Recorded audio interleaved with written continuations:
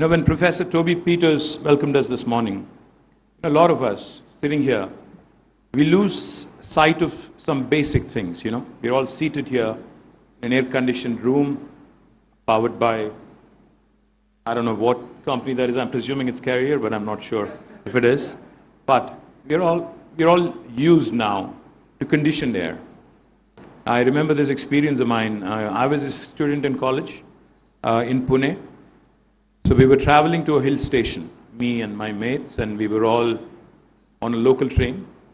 So there was this girl, a friend of mine, a classmate, who actually came in from Mauritius to study with us. She was in Pune. So the minute we got into this local train, we were all going to, I think it was Matheran or, I don't know, Khandala or one of these places, the hill stations. Somebody, like in India, we are very used, back then, we have these local trains which only have fans, right?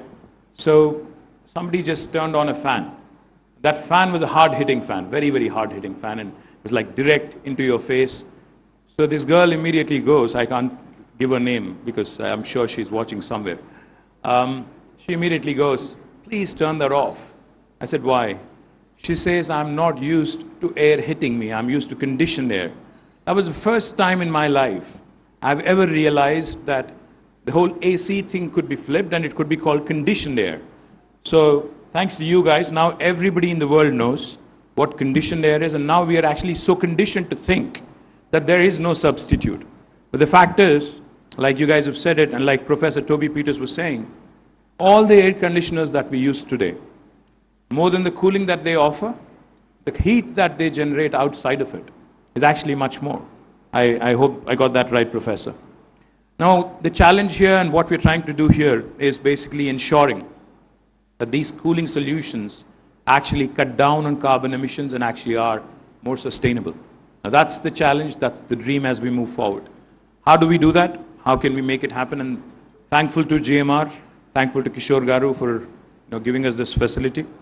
This Center of Excellence on Sustainable Cooling and Cold Chain is a joint collaboration, as I was saying, between Government of Telangana, Center for Sustainable Cooling, University of Birmingham, and the United Nations Environment Program. Why is this important?